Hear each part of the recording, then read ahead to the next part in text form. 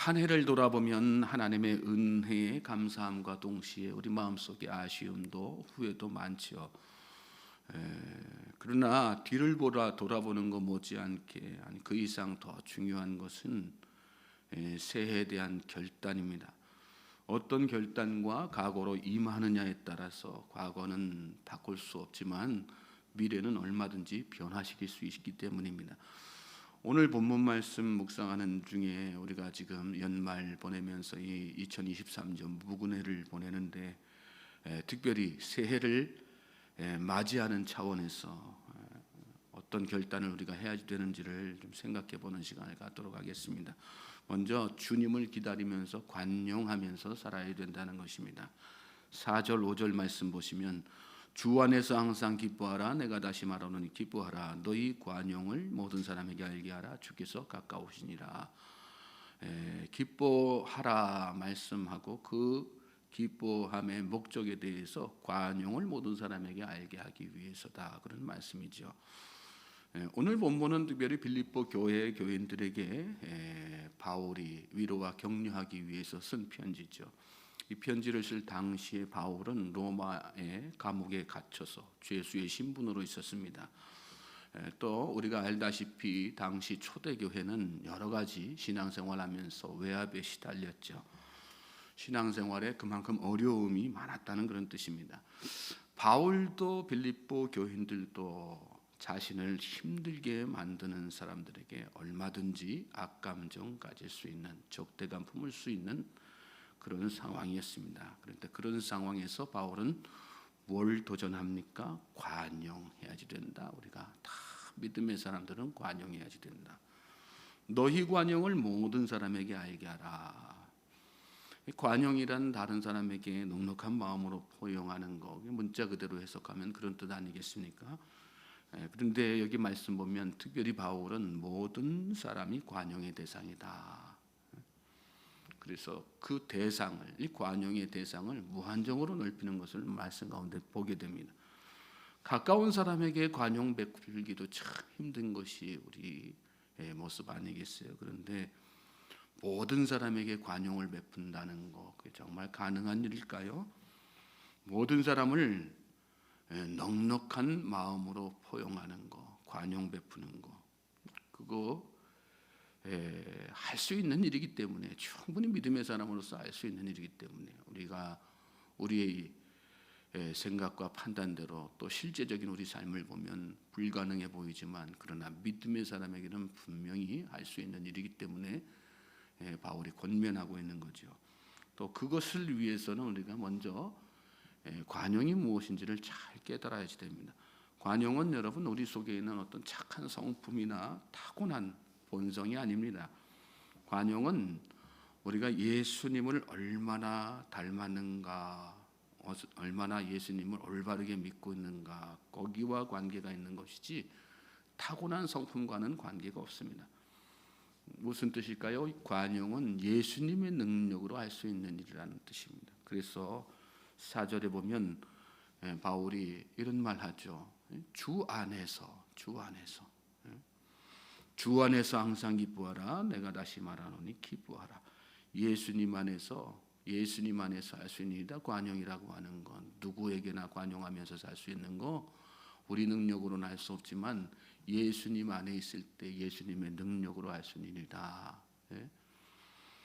항상 기뻐하라. 내가 다시 말하노니 기뻐하라. 관용 베풀기 위해서 기쁨을 먼저 얘기했어요. 왜 이 말씀을 이야기했을까요? 이 말씀의 의미는 무슨 뜻이 있는 걸까요? 자기에게 주어진 상황을 긍정적으로 해석하라는 얘기죠. 기뻐할 수 없는 일이지만 기뻐할 수 있는 일로 생각하라는 거예요. 긍정적으로 생각하라. 긍정적으로 생각하면 상대방에 대해서 너그러운 마음이 생기는 것입니다. 그렇지 않습니까? 내게 주어진 상황에 대해서 우리는 긍정적으로 생각하지 못하고 부정적으로 자꾸 생각하니까 마음에 여유가 생기지 않는 거잖아요. 그러면서 상대방에 대해서도 박하게 대하는 거 아니겠어요? 관대해지고 내 상황을 긍정적으로, 주님 안에 있는 믿음의 사람으로서 긍정적으로 해석하면 상대방에 대해서도 관대해지고 포용할 수 있게 되는 것이죠. 그리고 이렇게 긍정적인 해석을 할 수 있는 근거로 뭘 말씀해요? 주님께서 다시 오실 날이 가까웠기 때문이다. 그 신앙가지라는 것입니다. 그럴 때 나에게 주어진 상황이 부정적이 아니라 긍정적으로 해석이 되고, 슬픔이 아니라 답답함이 아니라 막막함이 아니라 기쁨으로 승화된다는 그런 뜻이죠. 그렇습니다.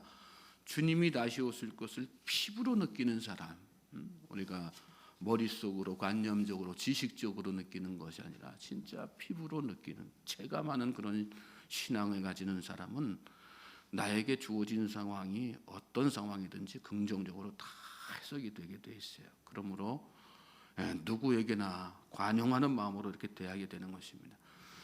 우리는 대부분 영원한 것 때문이 아니라 이 땅에서 잠시 있을 것에 대해서 손해 입었을 때 관용하지 못할 때가 많아요. 물질의 손실을 입었다거나, 누가 욕하는 소리를 들었다거나, 또 내 의견이 묵살되고 자존심이 어떤 스크래치가 생겼다거나, 그럴 때 우리 믿음의 사람들은 무슨 생각 떠올려야 되는 거예요? 주님이 곧 오신다. 믿습니까? 주님 오실 날 멀지 않았다. 또 다른 한편으로는 어떻게 해요? 내가 사는 이 세상에서의 내 삶이 영원하지 못하다.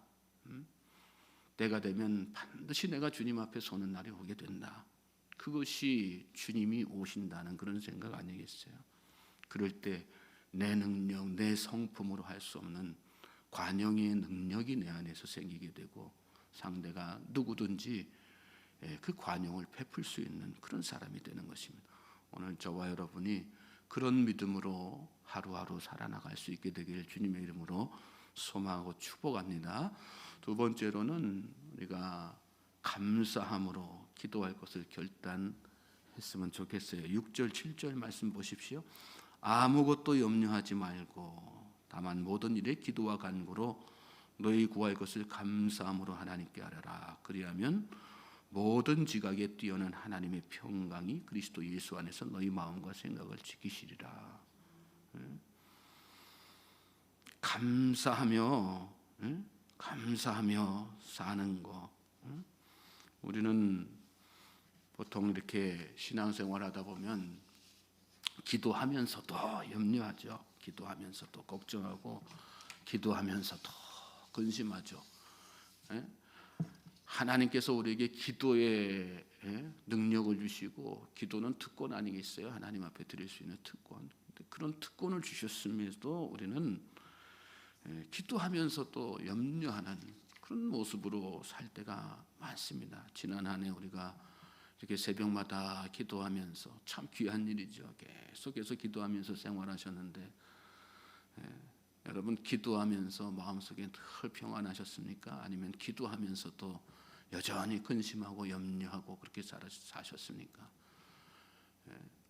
내년에는 기도함으로 말미암아 마음속에 근심, 걱정, 염려가 다 떠나가는 그런 은혜를 누릴 수 있는 우리 모든 성도님들 되시길 주님의 이름으로 소망합니다.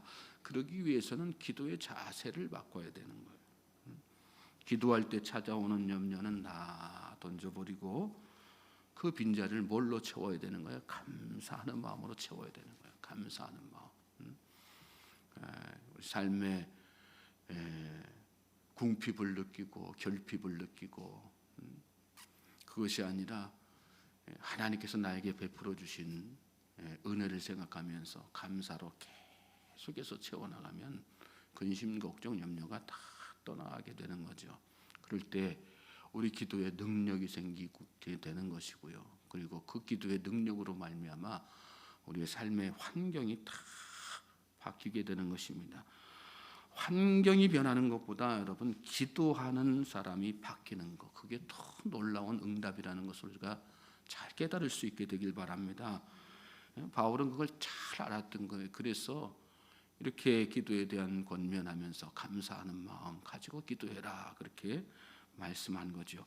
염려하지 않고 감사하면서 기도하면 하나님의 평강이 그때부터 우리의 마음과 생각을 다 지키시고 바꾸시는 거예요. 믿습니까? 우리는 자꾸 바깥에 있는 내 환경, 주변 내 사람들을 바꾸려고 할 때가 많아요. 그렇지만 기도의 본질은 기도하는 내가 바뀌는 거예요. 기도하는 사람이, 기도하는 내 자신이 바뀌면 염려거리였던 환경은 더 이상 내 안에서 영향력을 행사할 수 없습니다. 감사하면서 기도하면 염려가 더 이상 우리를 지배하지 못하고 평강의 하나님께서 주시는 그 평안이 우리를 가득 채우게 되는 것입니다.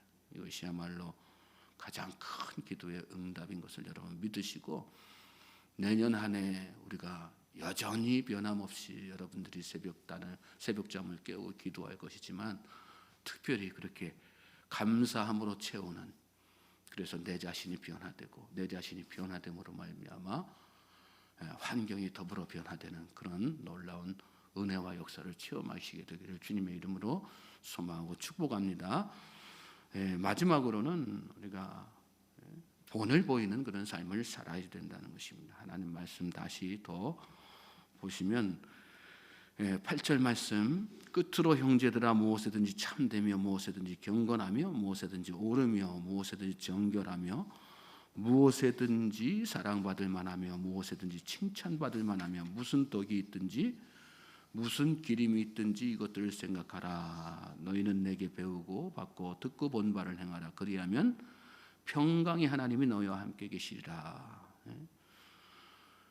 무엇이든지 무슨 일이든지 그리스도인들은 무엇이든지 참되게 또 경건하게 옳게 정결하게 살아야 된다. 그리고 그 무슨 일을 하든지 사람들에게 사랑받을 만하며 또 하나님에게도 또 마찬가지죠. 사랑받을 만하며 칭찬받을 만하며 기림이 덕 있는 사람이라고 기림받을 만한 그런 삶을 살아야 된다. 그렇게 권면하는 거죠. 그러면서 특별히 어떻게 그런 삶을 우리가 살 수 있는가에 대해서 바울이 뭐라고 얘기해요? 너희는 내게 배우고 받고 듣고 본 바를 행하라.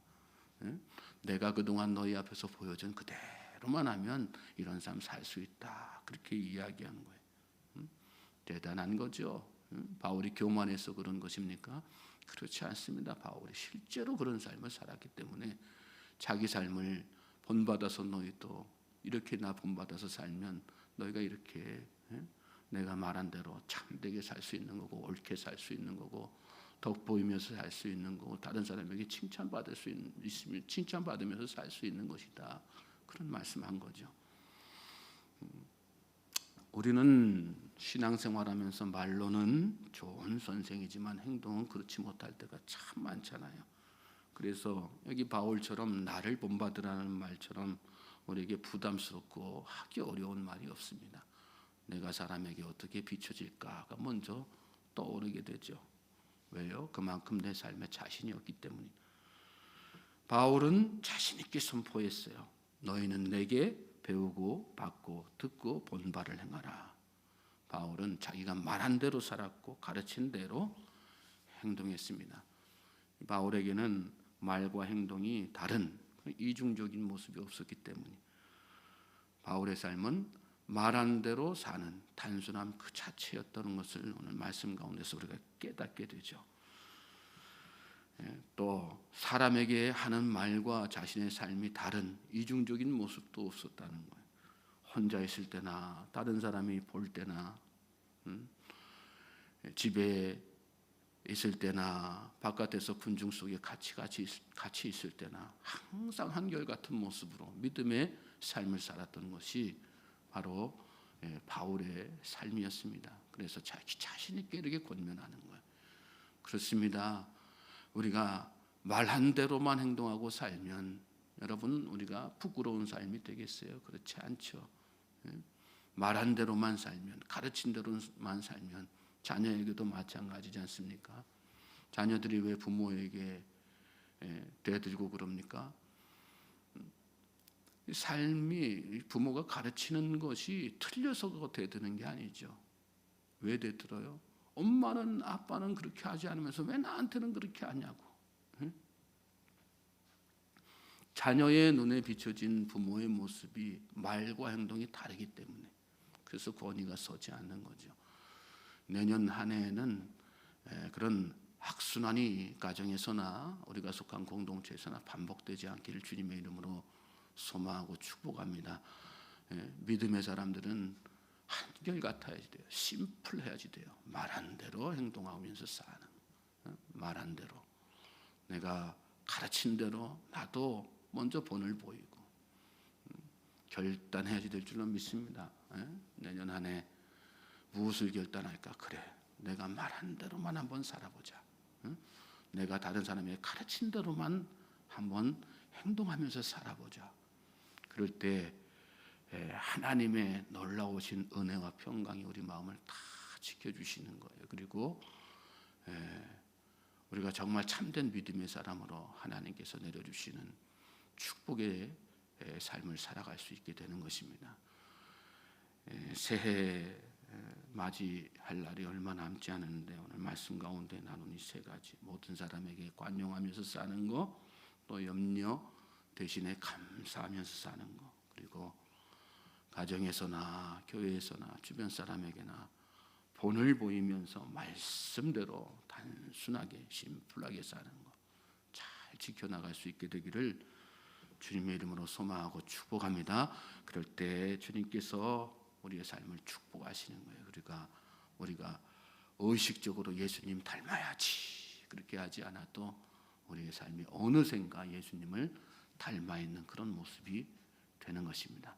그런 축복이 저와 여러분에게 충만하게 새해에 임하게 되기를 주님의 이름으로 다시 한번 소망하고 축복합니다.